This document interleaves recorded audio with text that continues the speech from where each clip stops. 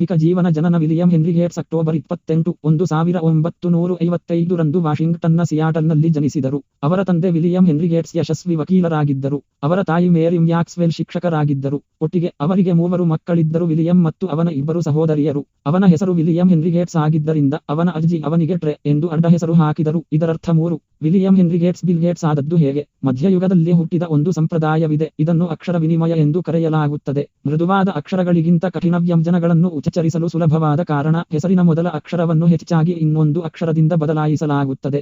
ಆದ್ದರಿಂದ ವಿಲ್ ಎಂಬ ವ್ಯಕ್ತಿಯನ್ನು ಹೆಚ್ಚಾಗಿ ಬಿಲ್ ಎಂದು ಅಡ್ಡ ಹೆಸರು ಇಡಲಾಗುತ್ತಿತ್ತು. ಉದಾಹರಣೆಗೆ 17ನೇ ಶತಮಾನದಲ್ಲಿ ಇಂಗ್ಲೆಂಡ್ನ ಕಿಂಗ್ ವಿಲಿಯಂ ರನ್ನು ಕಿಂಗ್ ಬಿಲ್ಲಿ ಎಂದು ಕರೆಯುತ್ತಾರೆ. ಅದೇ ಕಾರಣಕ್ಕಾಗಿ ಬಿಲ್ ವಿಲಿಯಂನ ಕಿರುರೂಪವಾಯಿತು ಮತ್ತು ಬಿಲ್ ಗೇಟ್ಸ್ ವಿಲಿಯಂ ಹೆನ್ರಿ ಗೇಟ್ಸ್ನ ಕಿರುರೂಪವಾಯಿತು. ಆದ್ದರಿಂದ William henry Gates bill Gates ಎಂದು ಪ್ರಸಿದ್ಧರಾದರು. ಕುತೂಹಲಕಾರಿಯಾಗಿ ಅವನ ತಂದೆಗೆ ಅದೇ ಅಡ್ಡ ಹೆಸರು ಕೂಡ ಇತ್ತು. ಬಾಲ್ಯ ಮಗುವಾಗಿದ್ದಾಗ ಬಿಲ್ ಗೇಟ್ಸ್ ಅವರ ನೆಚ್ಚಿನ ಆಟಗಳೆಂದರೆ ಏಕಸ್ವಾಮ್ಯ ಮತ್ತು ಅಪಾಯ ಅಲ್ಲಿ ಗುರಿ ವಿಶ್ವ ಪ್ರಾಬಲ್ಯ. ಬಾಲ್ಯದಿಂದಲೂ ಬಿಲ್ ವ್ಯವಹಾರ ನಿಯತಕಾಲಿಕೆಗಳನ್ನು ಓದುವ ಅಭ್ಯಾಸವನ್ನು ಹೊಂದಿದ್ದರು. ಒಮ್ಮೆ ಅವರು ಮಧ್ಯಮ ಶಾಲೆಯಲ್ಲಿದ್ದಾಗ ಅಂತಹ ಪತ್ರಿಕೆಯನ್ನು ಓದುವಾಗ ಅವರಿಗೆ ಒಂದು ಕನಸು ಇತ್ತು, ಕಂಪನಿಯನ್ನು ತೆರೆಯುವುದು. ಇದು ಒಂದು ಸಣ್ಣ ಮಗುವಿಗೆ ಒಂದು ದೊಡ್ಡ ಕನಸಾಗಿತ್ತು, ಆದರೆ ಅವನು ನಂತರ ನನಸಾಗಿಸುವ ಕನಸು. ಅವನು ಮಗುವಾಗಿದ್ದಾಗ ಬಿಲ್ ವಿದ್ರಕಾರಕ ನಡವಳಿಕೆಯನ್ನು ಪ್ರದರ್ಶಿಸಿದನು. ಅವನು ತನ್ನ ಹೆತ್ತವರ ನಿರ್ಧಾರಗಳನ್ನು ಪ್ರಶ್ನಿಸಲು ಪ್ರಾರಂಭಿಸಿದನು. ಅವರ ನಿಯಮಗಳು ತಾರ್ಕಿಕವೆಂದು ಅವರು ಭಾವಿಸಲಿಲ್ಲ ಮತ್ತು ಕೆಲವೊಮ್ಮೆ ಅವುಗಳನ್ನು ಅನುಸರಿಸಲು ನಿರಾಕರಿಸಿದರು. ಇದು ಆಗಾಗ್ಗೆ ಅವನ ಮತ್ತು ಅವನ ಹೆತ್ತವರ ನಡುವೆ ಸಂಘರ್ಷಕ್ಕೆ ಕಾರಣವಾಯಿತು. ಇದಲ್ಲದೆ ಅವರು ಕೆಲವು ವಿಷಯಗಳ ಬಗ್ಗೆ ಕೆಲವು ಸ್ಥಿರ ವಿಚಾರಗಳನ್ನು ಹೊಂದಿದ್ದರು. ಜನರು ಅವರ ಬಗ್ಗೆ ಅವರನ್ನು ಎದುರಿಸಿದಾಗ ಅವನಿಗೆ ಅದು ಇಷ್ಟವಾಗಲಿಲ್ಲ. ಒಮ್ಮೆ ಬಿಲ್ ಗೇಟ್ಸ್ನ ತಾಯಿ ಮೇರಿಗೆ ಅವನನ್ನು ಡಿನ್ನರ್ ಟೇಬಲ್ಗೆ ಕರೆದೊಯ್ಯಲು ತೊಂದರೆಯಾಯಿತು. ಆದ್ದರಿಂದ ಅವಳು ಏನು ಮಾಡುತ್ತಿದ್ದಾಳೆ ಎಂದು ಅವಳು ಅವನನ್ನು ಕೇಳಿದಳು. ಆದರೆ ಇದ್ದಕ್ಕಿದ್ದಂತೆ ಕೋಪಗೊಂಡ ಗೇಟ್ಸ್, ನಾನು ಯೋಚಿಸುತ್ತಿದ್ದೇನೆ ತಾಯಿ, ನೀವು ಎಂದಾದರೂ ಯೋಚಿಸಲು ಪ್ರಯತ್ನಿಸಿದ್ದೀರಾ? ಆದ್ದರಿಂದ ಗೇಟ್ಸ್ನ ನಡವಳಿಕೆಯಿಂದ ಗಾಬರಿಗೊಂಡ ಅವನ ಹೆತ್ತವರು ಅವನಿಗೆ 12 ವರ್ಷದವಳಿದ್ದಾಗ ಮನಃಶಾಸ್ತ್ರಜ್ಞನ ಬಳಿಗೆ ಕರೆದೊಯ್ದರು. ಬಿಲ್ ಗೇಟ್ಸ್ ಅವರ ಜೀವನ ಚರಿತ್ರೆ. ಬಿಲ್ ಗೇಟ್ಸ್ ಮಗುವಾಗಿದ್ದಾಗ ತನ್ನ ತಾಯಿಯೊಂದಿಗೆ ಬಿಲ್ ಗೇಟ್ಸ್ ಮಗುವಾಗಿದ್ದಾಗ ತನ್ನ ತಾಯಿಯೊಂದಿಗೆ ಚಿತ್ರಮನ್ನಣೆ. ಮನಃಶಾಸ್ತ್ರಜ್ಞ ಗೇಟ್ಸ್ಗೆ ತನ್ನ ಹೆತ್ತವರ ನಿರ್ಧಾರಗಳನ್ನು ಪ್ರಶ್ನಿಸಬೇಡ, ಏಕೆಂದರೆ ಅವನು ಏನನ್ನೂ ಸಾಬೀತುಪಡಿಸುವುದಿಲ್ಲ. ಅದೇ ಸಮಯದಲ್ಲಿ ಗೇಟ್ಸ್ಗೆ ಹೆಚ್ಚಿನ ಸ್ವಾತಂತ್ರ್ಯ ಮತ್ತು ಮುಕ್ತ ಇಚ್ಛೆಯನ್ನು ನೀಡುವಂತೆ ಅವರು ಗೇಟ್ಸ್ನ ಪೋಷಕರಿಗೆ ಸಲಹೆ ನೀಡಿದರು. ಬಿಲ್ ಮನಃಶಾಸ್ತ್ರಜ್ಞನ ಸಲಹೆಯನ್ನು ತೆಗೆದುಕೊಂಡು ಕ್ರಮೇಣ ತನ್ನ ಹೆತ್ತವರ ನಿರ್ಧಾರಗಳನ್ನು ಪ್ರಶ್ನಿಸುವುದನ್ನು ನಿಲ್ಲಿಸಿದನು. ಬಿಲ್ ಅವರ ಪೋಷಕರಿಗೆ ಸಹಾಯ ಮಾಡುವುದರ ಜೊತೆಗೆ ಮನಃಶಾಸ್ತ್ರಜ್ಞರ ಸಲಹೆಯು ಬಿಲ್ಗೆ ಸಹಾಯ ಮಾಡಿತು, ಏಕೆಂದರೆ ಅವನು ತನ್ನ ಹೆತ್ತವರನ್ನು ಪ್ರಶ್ನಿಸುವುದನ್ನು ನಿಲ್ಲಿಸಿದ್ದರಿಂದ ಅವರು ಪ್ರೋಗ್ರಾಮಿಂಗ್ ಬಗ್ಗೆ ಅವರ ಆಸಕ್ತಿಯನ್ನು ಹೆಚ್ಚು ಬೆಂಬಲಿಸಿದರು. ಪ್ರೋಗ್ರಾಮಿಂಗ್ನಲ್ಲಿ ಆಸಕ್ತಿ. ಕಂಪ್ಯೂಟರ್ಗೆ ಮೊದಲ ಮಾನ್ಯತೆ. ಬಿಲ್ ಗೇಟ್ಸ್ ಸಿಯಾಟಲ್ನ ಲೇಕ್ಸೈಡ್ ಶಾಲೆಯಲ್ಲಿ ಓದುತ್ತಿದ್ದಾಗ ಕಂಪ್ಯೂಟರ್ಗಳಿಗೆ ಮೊದಲ ಬಾರಿಗೆ ಒಡ್ಡಿಕೊಂಡರು. ಆ ದಿನಗಳಲ್ಲಿ ಕಂಪ್ಯೂಟರ್ ತುಂಬಾ ದುಬಾರಿ ಗ್ಯಾಜೆಟ್ ಆಗಿತ್ತು. ಆ ಸಮಯದಲ್ಲಿ ಕಂಪ್ಯೂಟರ್ಗೆ ಮಧ್ಯಮ ಬೆಲೆ $1 ಮಿಲಿಯನ್. ಇದು ಅನೇಕ ಶಾಲೆಗಳು ನಿಭಾಯಿಸಬಲ್ಲ ವಿಷಯವಲ್ಲ. ಆದರೆ ಅದೃಷ್ಟವಶಾತ್ ಬಿಲ್ಗೆ ಸ್ಥಳೀಯ ಕಂಪನಿಯೊಂದು ಕಂಪ್ಯೂಟರ್ ಖರೀದಿಸಿತ್ತು. ಅವರ ಶಾಲೆಯಲ್ಲಿನ ತಾಯಂದಿರ ಕ್ಲಬ್ ಕಂಪ್ಯೂಟರ್ ಅನ್ನು ಬಳಸಲು ಸಮಯ ಸ್ಲಾಟ್ಗಳನ್ನು ಖರೀದಿಸಿತು. ಅಂತರ್ಜಾಲ ಕೆಫೆಯಲ್ಲಿ 1 ಗಂಟೆ ಕಂಪ್ಯೂಟರ್ ಅನ್ನು ಬಳಸಲು ನಾವು ಹಣವನ್ನು ಪಾವತಿಸುತ್ತೇವೆ. ಬಿಲ್ ಗೇಟ್ಸ್ ಕಂಪ್ಯೂಟರ್ ಅನ್ನು ಪ್ರೋಗ್ರಾಮಿಂಗ್ ಮಾಡಲು ಆಸಕ್ತಿ ವಹಿಸಿದರು. ಆದ್ದರಿಂದ ಅವರು ಪಾಲ್ ಗಾರ್ಡ್ನರ್ ಅಲೆನ್ ಅವರೊಂದಿಗೆ ಕೈಜೋಡಿಸಿದರು. ಅವರು 2 ವರ್ಷಗಳ ಹಿರಿಯರಾಗಿದ್ದರು, ಆದರೆ ಅವರಂತೆಯೇ ಆಸಕ್ತಿ ಹೊಂದಿದ್ದರು. ಒಟ್ಟಾಗಿ ಅವರು ತರಗತಿಗಳನ್ನು ಬಿಟ್ಟು ಶಾಲೆಯ ಕಂಪ್ಯೂಟರ್ ಕೋಣೆಯಲ್ಲಿ ಕೆಲಸ ಮಾಡಲು ಪ್ರಾರಂಭಿಸಿದರು. ಕೆಲವೊಮ್ಮೆ ಶಾಲೆಯು ಬಿಲ್ ಗೇಟ್ಸ್ಗೆ ಸಹ ಬೆಂಬಲ ನೀಡಿತು. ಅವನ ಆಸಕ್ತಿಯನ್ನು ಮುಂದುವರಿಸಲು ಗಣಿತ ತರಗತಿಗಳನ್ನು ಬಿಟ್ಟು ಬಿಡಲು ಅವಕಾಶ ಮಾಡಿಕೊಟ್ಟಿತು. ಬಿಲ್ ಗೇಟ್ಸ್ ಏಕೆ ಯಶಸ್ವಿಯಾದರು? ಅಲೆನ್ ಮತ್ತು ಬಿಲ್ ಅವರ ಚಿತ್ರ. 1970 ರಲ್ಲಿ ಲೇಕ್ಸೈಡ್ ಶಾಲೆಯಲ್ಲಿ ಪಾಲ್ ಅಲೆನ್ ಮತ್ತು ಬಿಲ್ ಗೇಟ್ಸ್ರ ಚಿತ್ರ ಬಲ. ಬ್ರೂಸ್ ಬರ್ಗೆಸ್ ಅವರಿಂದ ಮೂಲ. ಆನ್ಸೆಸ ಟ್ರಿಕಾಮ್ ಉಚಿತ ನೋಂದಣಿ ಅಗತ್ಯವಿದೆ. ಉತ್ತಮ ಗುಣಮಟ್ಟ. Bruce Burgess photo archive. ಸಾರ್ವಜನಿಕ ಡೊಮೇನ್. ಲಿಂಕ್. ಮೊದಲ ಕಂಪ್ಯೂಟರ್ ಪ್ರೋಗ್ರಾಂ. ಬಿಲ್ ಗೇಟ್ಸ್ ಈ ಕಂಪ್ಯೂಟರ್ನಲ್ಲಿ ತನ್ನ ಮೊದಲ ಪ್ರೋಗ್ರಾಂ ಅನ್ನು ಬರೆದರು. ಇದು ಬಳಕೆದಾರರಿಗೆ ಕಂಪ್ಯೂಟರ್ ವಿರುದ್ಧ 3x3 ಗ್ರಿಡ್ನಲ್ಲಿ ಟಿಕ್-ಟಾಕ್-ಟೋ X ಮತ್ತು 0ಗಳು ನುಡಿಸಲು ಅನುವು ಮಾಡಿಕೊಟ್ಟಿತು. ತಾಯಂದಿರ ಕ್ಲಬ್ ಹಣವಿಲ್ಲದೆ ಓಡಿ ಹೋದಾಗ ಶಾಲೆಗೆ ಕಂಪ್ಯೂಟರ್ನಲ್ಲಿ ಹೆಚ್ಚಿನ ಸಮಯದ ಸ್ಲಾಟ್ಗಳನ್ನು ಪಡೆಯಲು ಸಾಧ್ಯವಾಗಲಿಲ್ಲ.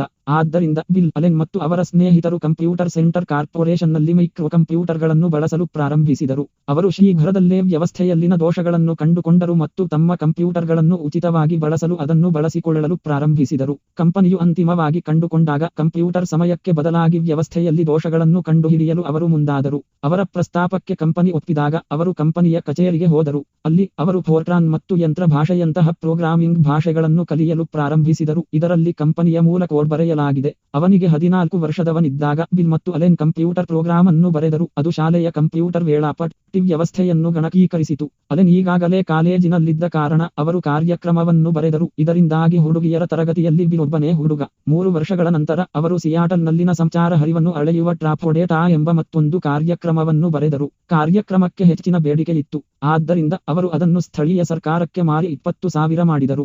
ಈಗ ಬಿಲ್ ಮತ್ತು ಅಲೆನ್ ಅವರು ಪ್ರೋಗ್ರಾಮಿಂಗ್ ಹೊಂದಿದ್ದ ಅಪಾರ ಸಾಮರ್ಥ್ಯವನ್ನು ಅರಿತುಕೊಂಡರು. ಆದ್ದರಿಂದ ಅವರು ಶಾಲೆಯನ್ನು ತೊರೆದು ಕಂಪನಿಯನ್ನು ಪ್ರಾರಂಭಿಸಲು ಬಯಸಿದ್ದರು. ಹಾರ್ವರ್ಡ್ ಸೇರುತ್ತಾನೆ ಬಿಲ್ ಮತ್ತು ಅಲೆನ್ ತಕ್ಷಣ ಕಂಪನಿಯನ್ನು ಪ್ರಾರಂಭಿಸಲು ಬಯಸಿದ್ದರು. ಬಿಲ್ ಪೋಷಕರು ಅದನ್ನು ಮಾಡಲು ಬಿಡಲಿಲ್ಲ. ಬಿಲ್ ಅವರು ವಕೀಲರಾಗುತ್ತಾರೆಂದು ಆಶಿಸಿ ಹೈಸ್ಕೂಲ್ ಮುಗಿಸಿ ಕಾಲೇಜಿಗೆ ಹೋಗಬೇಕೆಂದು ಅವರು ಬಯಸಿದ್ದರು. ಆದ್ದರಿಂದ ಯುಎಸ್ಎಯಲ್ಲಿ ಕಾಲೇಜು ಪ್ರವೇಶಕ್ಕಾಗಿ ಬಳಸುವ ಪ್ರಮಾಣಿತ ಪರೀಕ್ಷೆಯಾದ ಎಸ್ಎಟಿಗಾಗಿ ಬಿಲ್ ಕುಳಿತುಕೊಂಡರು. ಅವರು ಅದ್ಭುತ ವಿದ್ಯಾರ್ಥಿಯಾಗಿದ್ದರಿಂದ ಬಿಲ್ 1600ರಲ್ಲಿ 1590 ಅಂಕಗಳನ್ನು ಗಳಿಸಿದರು ಮತ್ತು ಹಾರ್ವರ್ಡ್ಗೆ ಪ್ರವೇಶ ಪಡೆದರು. ಆದ್ದರಿಂದ 1973ರ ಶರತ್ಕಾಲದಲ್ಲಿ ಪ್ರೋಗ್ರಾಮಿಂಗ್ ಮೇಲಿನ ಪ್ರೀತಿಯ ಹೊರತಾಗಿಯೂ ಬಿಲ್ ತನ್ನ ತಂದೆಯ ಪ್ರಭಾವದಿಂದಾಗಿ ಹಾರ್ವರ್ಡ್ ಅನ್ನು ಕಾನೂನು ಪೂರ್ವ ಮೇಜರ್ ಆಗಿ ಪ್ರವೇಶಿಸಿದ. ಅವನ ಮಾತಿನಲ್ಲಿ ಹೇಳುವುದಾದರೆ ಅವನು ದೇಹದಲ್ಲಿ ಮಾತ್ರ ಇದ್ದನು, ಆದರೆ ಉತ್ಸಾಹದಲ್ಲಿರಲಿಲ್ಲ. ಆದ್ದರಿಂದ ಅವರು ತರಗತಿಗಳಿಗೆ ಹಾಜರಾಗುವ ಬದಲು ಪೋಕರ್ ಮತ್ತು ವಿಡಿಯೋ ಗೇಮ್ಗಳನ್ನು ಆಡಲು ಮೊದಲ ಕೆಲವು ತಿಂಗಳುಗಳನ್ನು ಕಳೆದರು. ಆದಾಗ್ಯೂ 2 ವರ್ಷಗಳ ನಂತರ ಪಾಪ್ಯುಲರ್ ಎಲೆಕ್ಟ್ರಾನಿಕ್ಸ್ ಎಂಬ ನಿಯತಕಾಲಿಕದ ಜನವರಿ 1975ರ ಸಂಚಿಕೆಯನ್ನು ಅಲೆನ್ ಬಿಲ್ಗೆ ತೋರಿಸಿದಾಗ ಎಲ್ಲವೂ ಬದಲಾಯಿತು. ನಿಯತಕಾಲಿಕವು ಆಲ್ಟೇರ್ 8800 ಎಂಬ ಮೈಕ್ರೋ ಕಂಪ್ಯೂಟರ್ ಅನ್ನು ಒಳಗೊಂಡಿತ್ತು. ಇದು ವಾಣಿಜ್ಯಿಕವಾಗಿ ಯಶಸ್ವಿಯಾದ ಮೊದಲ ಮೈಕ್ರೋ ಕಂಪ್ಯೂಟರ್ ಆಗಿದೆ. ಇಂದು ನಾವು ಬಳಸುವ ವೈಯಕ್ತಿಕ ಕಂಪ್ಯೂಟರ್ ಅನ್ನು ಮೈಕ್ರೋ ಕಂಪ್ಯೂಟರ್ ಎಂದು ಕರೆಯಲಾಗುತ್ತಿತ್ತು, ಏಕೆಂದರೆ ಆ ಯುಗದ ಸಾಮಾನ್ಯ ಮೇನ್ಫ್ರೇಮ್ ಕಂಪ್ಯೂಟರ್ಗಳಿಗೆ ಹೋಲಿಸಿದರೆ ಅವು ತುಂಬಾ ಚಿಕ್ಕದಾಗಿವೆ. ಅದನ್ನು ನೋಡಿದ ಬಿಲ್ ಮತ್ತು ಅಲೆನ್ ಪ್ರೋಗ್ರಾಮಿಂಗ್ ಮೂಲಕ ಹಣ ಗಳಿಸುವ ಅವಕಾಶವನ್ನು ಗ್ರಹಿಸಿದರು. ಆದ್ದರಿಂದ ಅವರು ಆಲ್ಟೇರ್ 8800 ಅನ್ನು ತಯಾರಿಸಿದ ಕಂಪನಿಯಾದ MITS ಎಂದು ಕರೆದರು. ಅವರು ಆಲ್ಟೇರ್ 8800 ಗಾಗಿ ಬೇಸಿಕ್ ಆವೃತ್ತಿಯನ್ನು ಬರೆದಿದ್ದಾರೆ ಎಂದು ಅವರು ಅದರ ಅಧ್ಯಕ್ಷರಿಗೆ ತಿಳಿಸಿದರು. ಬಿಲ್ ಗೇಟ್ಸ್ ಅವರ ಜೀವನ ಚರಿತ್ರೆ ಆಲ್ಟೇರ್ 8800 ಕಂಪ್ಯೂಟರ್ ಆಲ್ಟೇರ್ 8800 ಕಂಪ್ಯೂಟರ್ SWTPC6800 ಮೂಲಕ ಬಳಕೆದಾರ SWTPC6800 ಮೈಕೆಲ್ ಹೋಲೆ ಪಬ್ಲಿಕ್ ಡೊಮೇನ್ ಲಿಂಕ್ನಿಂದ ವರ್ಗಾಯಿಸಲಾಗಿದೆ. ಬೇಸಿಕ್ ಎಂದರೆ ಬಿಗಿನರ್ಸ್ನ ಎಲ್ಲಾ ಉದ್ದೇಶದ ಸಾಂಕೇತಿಕ ಸೂಚನಾ ಸಂಕೇತ. ಇದು 1964ರಲ್ಲಿ ವಿನ್ಯಾಸಗೊಳಿಸಲಾದ ಸಾಮಾನ್ಯ ಉದ್ದೇಶದ ಉನ್ನತ ಮಟ್ಟದ ಪ್ರೋಗ್ರಾಮಿಂಗ್ ಭಾಷೆಗಳ ಒಂದು ಕುಟುಂಬವಾಗಿದೆ. 1960ರ ದಶಕದಲ್ಲಿ ಕಂಪ್ಯೂಟರ್ಗಳು ದೊಡ್ಡ ಮೈನ್ಫ್ರೇಮ್ ಯಂತ್ರಗಳಾಗಿದ್ದು ಅದು ಇಡೀ ಕೋಣೆಯನ್ನು ಆಕ್ರಮಿಸಿಕೊಂಡಿದೆ. ಅವರು ಆಗಾಗ್ಗೆ ಹೆಚ್ಚು ಬಿಸಿಯಾಗುತ್ತಾರೆ ಮತ್ತು ಆದ್ದರಿಂದ ಅವುಗಳನ್ನು ಹೆಚ್ಚು ಬಿಸಿಯಾಗದಂತೆ ತಡೆಯಲು ಶಕ್ತಿಯುತವಾದ ಹವಾನಿಯಂತ್ರಣ ವ್ಯವಸ್ಥೆಗಳು ಬೇಕಾಗುತ್ತವೆ. ಕಂಪ್ಯೂಟರ್ ಆಪರೇಟರ್ಗಳು ಈ ಕಂಪ್ಯೂಟರ್ಗಳಿಗೆ ಪಂಚ್ ಕಾರ್ಡ್ಗಳ ಮೂಲಕ ಸೂಚನೆಗಳನ್ನು ನೀಡಿದರು. ಆದ್ದರಿಂದ ಪ್ರತಿ ಹೊಸ ಕಂಪ್ಯೂಟರ್ ಅಪ್ಲಿಕೇಶನ್ಗೆ ಹೊಸ ಸಾಫ್ಟ್ವೇರ್ ಅನ್ನು ಬರೆಯುವ ಅಗತ್ಯವಿದೆ. ಆದ್ದರಿಂದ ಗಣಿತಜ್ಞರು ಮತ್ತು ವಿಜ್ಞಾನಿಗಳು ಮಾತ್ರ ಕೋಡ್ ಮಾಡಲು ಕಲಿತರು. ಆದರೆ ಬೇಸಿಕ್ ಹೆಚ್ಚು ಬಳಕೆದಾರ ಸ್ನೇಹಿ ಮತ್ತು ಕಲಿಯಲು ಸುಲಭವಾಗಿದೆ. ಇದು ಕಂಪ್ಯೂಟರ್ ಹವ್ಯಾಸಿಗಳಿಗೆ ವಿಜ್ಞಾನ ಮತ್ತು ಗಣಿತವನ್ನು ಹೊರತುಪಡಿಸಿ ಇತರ ಕ್ಷೇತ್ರಗಳಿಂದಲೂ ಕೋಡ್ ಕಲಿಯಲು ಪ್ರೇರೇಪಿಸಿತು. ಪರಿಣಾಮವಾಗಿ ಕಂಪ್ಯೂಟರ್ಗಳ ವ್ಯಾಪ್ತಿ ವೇಗವಾಗಿ ವಿಸ್ತರಿಸಿತು. ಆದಾಗ್ಯೂ 1975ರವರೆಗೆ ಬೇಸಿಕ್ ಅನ್ನು ದೊಡ್ಡ ಮೈನ್ಫ್ರೇಮ್ ಕಂಪ್ಯೂಟರ್ಗಳಲ್ಲಿ ಮಾತ್ರ ಬಳಸಲಾಗುತ್ತಿತ್ತು ಮತ್ತು ಮೈಕ್ರೋ ಕಂಪ್ಯೂಟರ್ಗಳಲ್ಲಿ ಬಳಸಲಾಗಲಿಲ್ಲ. ಮೈಕ್ರೋ ಕಂಪ್ಯೂಟರ್ ಆಲ್ಟೇರ್ 8800 ಗಾಗಿ ಬೇಸಿಕ್ ಅನ್ನು ರಚಿಸುತ್ತದೆ. ಆದ್ದರಿಂದ ಆಲ್ಟೇರ್ 8800 ಗಾಗಿ ಬೇಸಿಕ್ ಆವೃತ್ತಿಯನ್ನು ಬರೆದಿದ್ದೇವೆ ಎಂದು ಅಲೆನ್ ಮತ್ತು ಬಿಲ್ ಮಿಟ್ಸ್ ಅಧ್ಯಕ್ಷರಿಗೆ ಹೇಳಿದಾಗ ಅವರು ಅವರ ಆಸಕ್ತಿಯನ್ನು ಸೆರೆಹಿಡಿದಿದ್ದಾರೆ. ಆದ್ದರಿಂದ ಅವರು ಅದನ್ನು ನೋಡಲು ಬಯಸುತ್ತಾರೆ ಎಂದು ಅವರಿಗೆ ತಿಳಿಸಿದರು. ಆದಾಗ್ಯೂ ಅಲೆನ್ ಮತ್ತು ಬಿಲ್ ವಾಸ್ತವವಾಗಿ ಯಾವುದೇ ಕೋಡ್ ಬರೆದಿಲ್ಲ. ಮೈಕ್ರೋ ಕಂಪ್ಯೂಟರ್ಗಳಿಗಾಗಿ ಬೇಸಿಕ್ ಆವೃತ್ತಿಯನ್ನು ಖರೀದಿಸಲು ಕಂಪನಿಯು ಆಸಕ್ತಿ ಹೊಂದಿದೆಯೇ ಎಂದು ನೋಡಲು ಅವರು ಬಯಸಿದ್ದರು. ಆದ್ದರಿಂದ MITS ಅಧ್ಯಕ್ಷರು ಕೋಡ್ ನೋಡಲು ಕೇಳಿದಾಗ ಅವರು ಕೋಡ್ ಬರೆಯಲು ಹಗಲು ರಾತ್ರಿ ಕೆಲಸ ಮಾಡಲು ಪ್ರಾರಂಭಿಸಿದರು. ಆದರೆ ಅವರ ಕೋಡ್ ಅನ್ನು ಪರೀಕ್ಷಿಸಲು ಅವರಿಗೆ ಆಲ್ಟೇರ್ 8800 ಇರಲಿಲ್ಲ. ಆದ್ದರಿಂದ ಅವರು ಅದನ್ನು ಹಾರ್ವರ್ಡ್ನ ಕಂಪ್ಯೂಟರ್ ಲ್ಯಾಬ್ನಲ್ಲಿರುವ ಇತರ ಕಂಪ್ಯೂಟರ್ಗಳಲ್ಲಿ ಅನುಕರಿಸಿದರು. ಕೋಡ್ ಅನ್ನು ಮುಗಿಸಲು ಬಿಲ್ ತುಂಬಾ ಶ್ರಮಿಸಲು ಪ್ರಾರಂಭಿಸಿದರು. ಬಿಲ್ ಇಡೀ ದಿನವನ್ನು ಹಾರ್ವರ್ಡ್ನ ಕಂಪ್ಯೂಟರ್ ಲ್ಯಾಬ್ನಲ್ಲಿ ಕೋಡ್ ಮಾಡುತ್ತಾನೆ, ಕಂಪ್ಯೂಟರ್ನಲ್ಲಿ ಮಲಗುತ್ತಾನೆ, ಮರುದಿನ ಎಚ್ಚರಗೊಳ್ಳುತ್ತಾನೆ ಮತ್ತು ಹಿಂದಿನ ದಿನ ಅದನ್ನು ಬಿಟ್ಟು ಹೋದ ಸ್ಥಳದಲ್ಲಿ ಪ್ರೋಗ್ರಾಮಿಂಗ್ ಅನ್ನು ತೆಗೆದುಕೊಳ್ಳುತ್ತಾನೆ. ಈ ರೀತಿಯ ಹಲವಾರು ದಿನಗಳ ಕೆಲಸಕ್ಕಾಗಿ ಅವರು ಬೇಸಿಕ್ನ ಹೊಸ ಆವೃತ್ತಿಯನ್ನು ಅಭಿವೃದ್ಧಿಪಡಿಸಿದರು. ಆದಾಗ್ಯೂ ಇದು ಆಲ್ಟೇರ್ನಲ್ಲಿ ಕಾರ್ಯನಿರ್ವಹಿಸುತ್ತದೆಯೇ ಎಂದು ಅವರಿಗೆ ಇನ್ನೂ ತಿಳಿದಿರಲಿಲ್ಲ. ಆದರೆ ಅವರ ಹೊಸ ಸಾಫ್ಟ್ವೇರ್ ಬಗ್ಗೆ ಅವರ ಅನುಮಾನಗಳ ಹೊರತಾಗಿಯೂ ಅಲೆನ್ ಅದನ್ನು ನ್ಯೂ ಮೆಕ್ಸಿಕೋದ ಅಲ್ಬುಕರ್ಕ್ಗೆ ಹಾರಿ ಮಿಟ್ಸ್ಗೆ ತೋರಿಸಿದರು. ಅವನ ಆಶ್ಚರ್ಯಕ್ಕೆ ಅವನು ಅದನ್ನು ಆಲ್ಟೇರ್ 8800ನಲ್ಲಿ ಪರೀಕ್ಷಿಸಿದಾಗ ಸಾಫ್ಟ್ವೇರ್ ಸಂಪೂರ್ಣವಾಗಿ ಕೆಲಸ ಮಾಡಿದೆ. ಆದ್ದರಿಂದ ಅವರು ಅದರ ಹಕ್ಕುಸ್ವಾಮ್ಯವನ್ನು ಉಳಿಸಿಕೊಂಡು ಅದನ್ನು ಮಿಟ್ಸ್ಗೆ 3000ಕ್ಕೆ ಮಾರಾಟ ಮಾಡಿದರು. ಮೈಕ್ರೋಸಾಫ್ಟ್ ಫೌಂಡ್ಸ್ ಮೈಕ್ರೋ ಕಂಪ್ಯೂಟರ್ಗಳ ಪ್ರೋಗ್ರಾಮಿಂಗ್ಗೆ ಉಜ್ವಲ ಭವಿಷ್ಯವಿದೆ ಎಂದು ಈಗ ಅಲೆನ್ ಮತ್ತು ಬಿಲ್ ಅವರಿಗೆ ತಿಳಿದಿತ್ತು.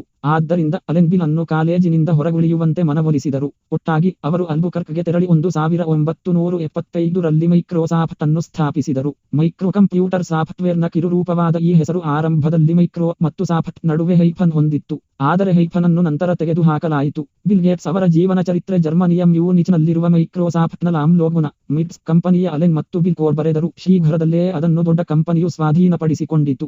ಆದರೆ ಅದು ಅಲೆನ್ ಮತ್ತು ಬಿಲ್ ಸಾಫ್ಟ್ವೇರ್ ಬರೆಯುವುದನ್ನು ತಡೆಯಲಿಲ್ಲ.